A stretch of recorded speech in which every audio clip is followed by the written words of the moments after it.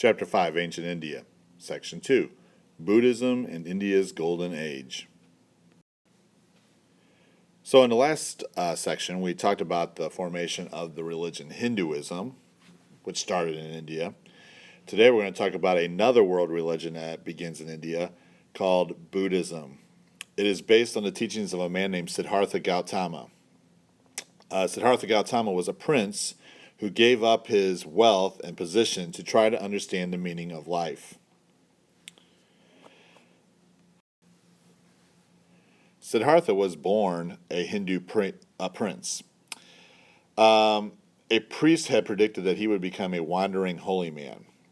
Now, to prevent this from happening, Siddhartha's father sheltered him, didn't let him outside the palace walls. Siddhartha had never seen things like old age or people being sick or people dying or poverty. That was until he turned to the age of 29. Gautama left his father's palace and he wandered around the town and he saw things he had never seen before. As he was walking down the street, he saw an old man wobbling across the street. He also went a little bit further and he saw someone who looked sickly, like this guy right here. And as he went further down the street, he saw poor people on the side of the road. And then finally, he saw death. He saw a dead body laying on the side of the road. He just had so many questions in his head as to why people suffered. He had never seen it before. So he wondered why people suffered. So he decided to leave the palace for good. And he gave up all his possessions. And he went wandering around the countryside searching for the answers to suffering. So he wandered around for 6 years. He starved himself. But the sacrifice didn't really help him to understand what suffering means. So one day, after 6 years of wandering around the countryside, he sat down underneath a fig tree and he meditated. And eventually, he comes up with some answers. Especially after a fig bloop, hits him in the head. No, I'm joking.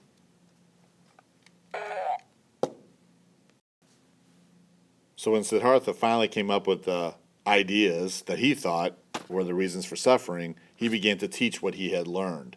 And people started to call him the Buddha, or enlightened one. Buddha's insights, his beliefs of why people suffer, became known as the Four Noble Truths. First one is existence is suffering. Just by living, you are suffering. Suffering comes from wanting something you don't have.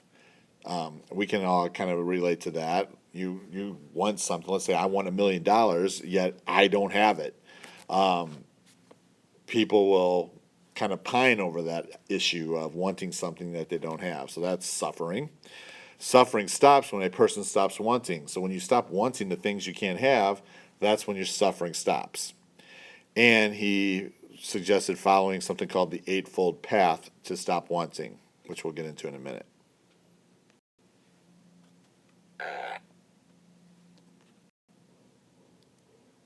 The Eightfold Path was a series of steps to end suffering. This Eightfold Path was also called the Middle Way. But what you see in the diagram here are the steps, the 8 steps to end suffering. So your right view, meaning way you look at things, right intentions, right speech, right action, right livelihood, right effort, right concentration, right mindfulness. All these things will lead to the end of suffering. Now, when suffering ends, you have reached something called Nirvana. That is the end of suffering. Buddha also believed in a Hindu principle called ahimsa, or nonviolence. We can think of people, even in our more modern history, who have believed in ahimsa. For example, Mohandas Gandhi from India believed in the principle of ahimsa, or nonviolence, when giving India independence. And Martin Luther King Jr. in American history believed in the whole idea of ahimsa or nonviolence when it came to getting civil rights for African Americans in the United States. Now, all these things that Buddha taught about were collected in something that became known as Dharma.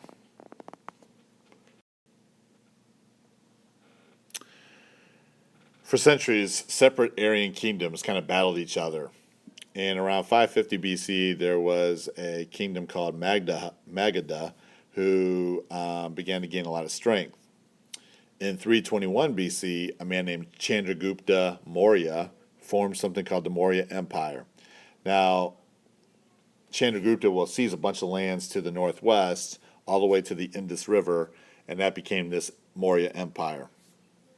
Chandra Gupta controlled his empire by using spies to learn what people did and an army of soldiers to keep order. Chandra Gupta was kind of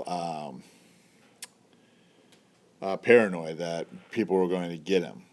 So that's why he had spies to learn what people were doing. The greatest Maurya king was Asoka. He was the grandson of Chandra Gupta, and he began to rule as king in 272 BC. Now, as legend goes, Asoka was involved in a very bloody battle called the Battle of Kalinga, trying to capture a neighboring kingdom. After the battle, and he was walking across the battlefield with all the dead bodies everywhere, and the blood oozing out and streaming all over the place, he decided that that was probably enough warfare for him for a lifetime, and he became a Buddhist. And that changed Asoka for the rest of his life. Now, some of his policies advised people to be truthful, kind, and not to kill living things. That's part of the Buddhist belief.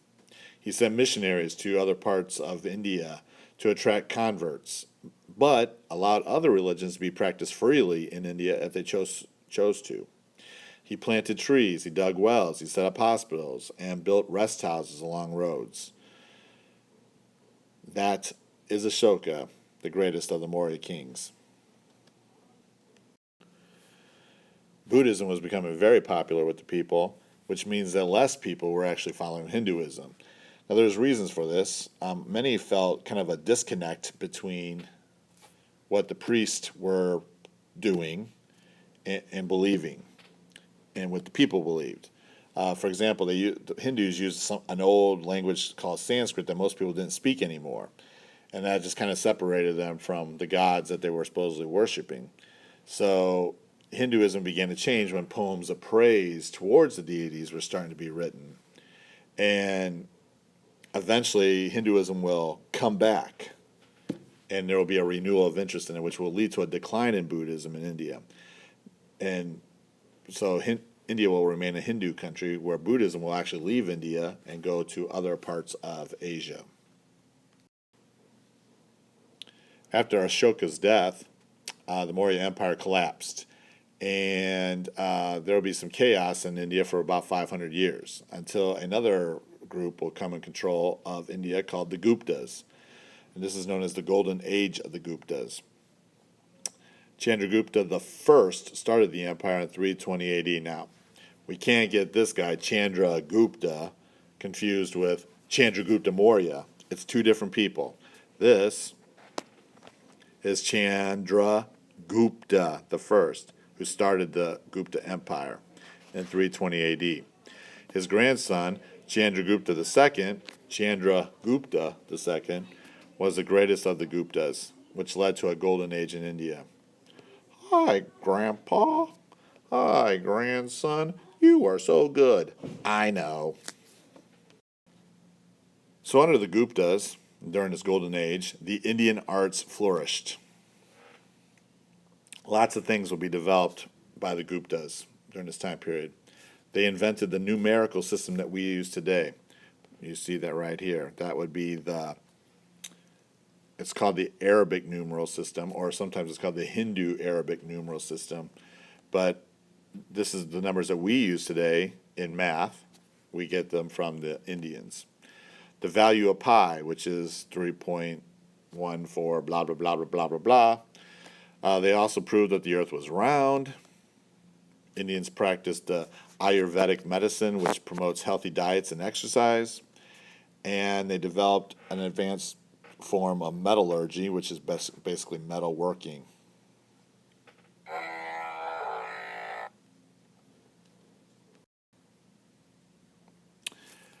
Both traders and missionaries will spread Indian culture and beliefs to all parts of Asia. There is a trade route, which we'll talk about more later in another chapter, called the Silk Road, that traders worked on. And of course, they traded goods, but another thing that was traded along the routes was religion. And so the whole idea of Buddhism was spread to other cultures outside of India due to trade and missionaries going along the Silk Road. So Buddhism will actually become the most dominant religion in much of Central and Southeast Asia, and Hinduism will stay in India. The end.